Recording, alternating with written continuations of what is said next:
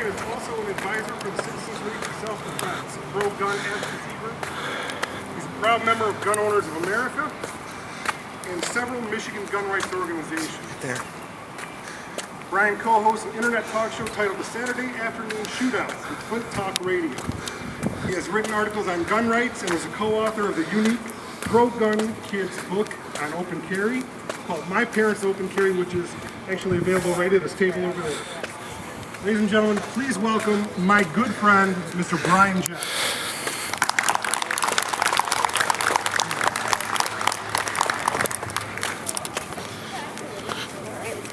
How is everyone? What a great day. I want to thank everybody for coming out today on such a wonderful day. It's, can you hear me all right? Yes. I was here. You can hear? Yes. All right. It's my pleasure to be here today. As I said, I want to thank all of you for being true patriots. It takes a lot of effort to stand up and fight for your Second Amendment right. And we're all here for one reason, and that is to protect the right to keep and bear arms. So I'm going to begin with a little history lesson. I'm old, but I'm not that old, but I'm going to say that 1791 was a great year. That was the year on December 15th that our country signed and ratified the Bill of Rights. Those rights are without a doubt the most important addition to our Constitution, because it is the recognition of those 10 rights that help to preserve our liberty. Of all those amendments, the Second Amendment that preserves all the other rights that are in the original bill. Now I'm going to read the Second Amendment, and as I read it, I want you to take it in and smell deeply its sweet fragrance of liberty and freedom. The Second Amendment goes like this: a well-regulated militia being necessary for the security of a free state, the right of the people to keep and bear arms shall not be infringed. Though it may be awkwardly worded, as some people say, it does outline a basic concept of what the framers of the documents intended. That is, an individual right to keep and bear arms. A concept that's so important, it was placed second, only behind the First Amendment. Now, the First Amendment was first because that allows us to address our government in regards to grievances and allows for a public press free from the manipulation by the government. The First Amendment protects us from a tyrannical government's attempt to quiet dissent.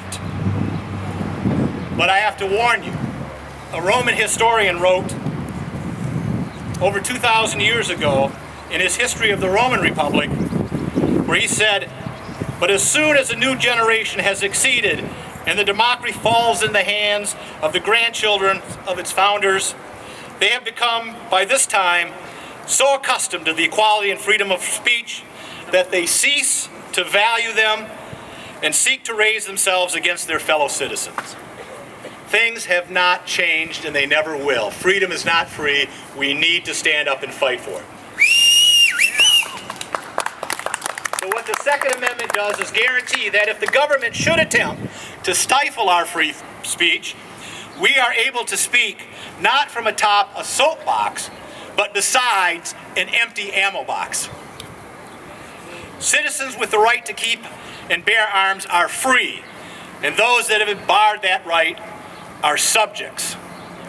History has shown all too well, when citizens are denied gun ownership, tyranny and genocide follow. Now here are some examples just in the last 100 years or so. In Turkey in 1915, over 150,000 people murdered. The Soviet Union, 20 million people. Germany, 20 million people. China, 45 million people and counting. Uganda, Cambodia, Rwanda, and others, it goes on today. Hundreds and hundreds and hundreds of innocent people slaughtered because their governments have taken away their ability to stand up against them. And if you think it can't happen here in the United States, think again. The U.S. government killed and tried to eliminate the Native Americans. We locked up Japanese Americans during the Second World War in concentration camps. So as sure as rain rolls off a roof, when you have gun control, it will eventually lead to tyranny and genocide. So what has happened over the last 210 years in regards to our most valuable amendment? Well, if you're brought to tears easily, you might want to plug your ears, because it hasn't been pretty. In the past 210 years, our government, both federal and states, have proceeded to slowly and deliberately infringe upon our most basic rights to self-defense.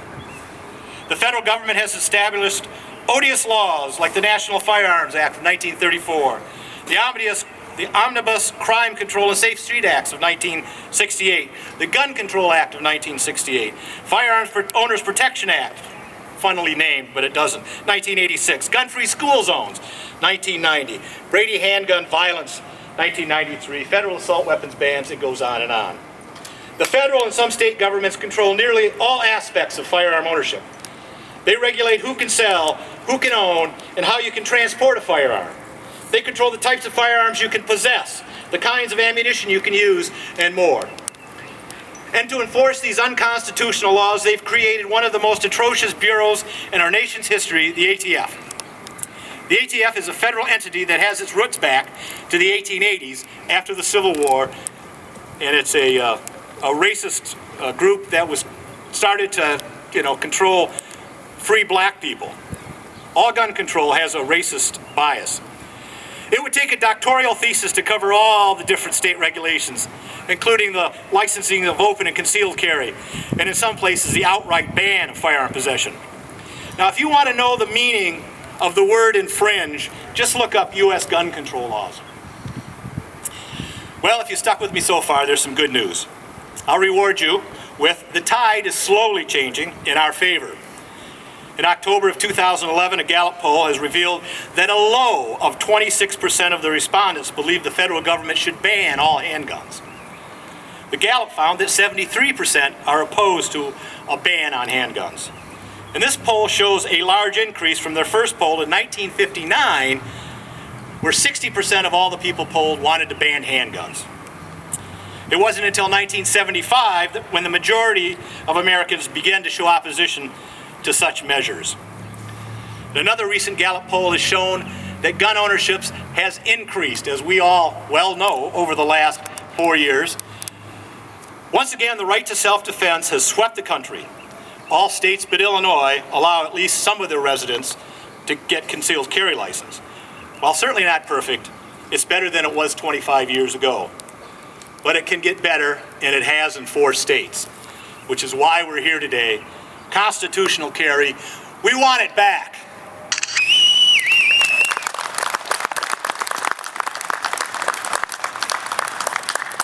While Vermont has been a true constitutional carry state since it became a state, and you guessed it, 1791, other states have recently joined the growing trend to regain our Second Amendment rights. These states are Alaska, Arizona, Wyoming, and of course Vermont. And there are about 15 other states that have proposed bills to try to bring back some type of constitutional carry in their states. So like concealed carry has taken off over the last 20 years, constitutional carry seems to be getting and gaining some ground. So constitutional carry, what is it? Simply, it allows law-abiding citizens to fully exercise their Second Amendment right without infringement. In other words, a resident of their state doesn't need a license or have to pay a fee to the state to openly or concealed carry a firearm. Now, one organization, and that is the Citizens League for Self-Defense, is leading that effort to get this state to enact constitutional carry. If you want your Second Amendment's right back and fully restored, then please donate your time and money to support this effort. Freedom is not free. The charge of every citizen of a free state is to be ever vigilant of our government's role as our servant and never allow it to become our master. So contact your representatives, write letters to your local papers, join gun right organizations, and stay active in defending your right. And just a little bit of Americana, the year 1791 was the first year where there was a reference to a game known as baseball. So go Tigers! And as I wrap up, I want you to stay safe, stay armed, and stay informed. Thank you very much.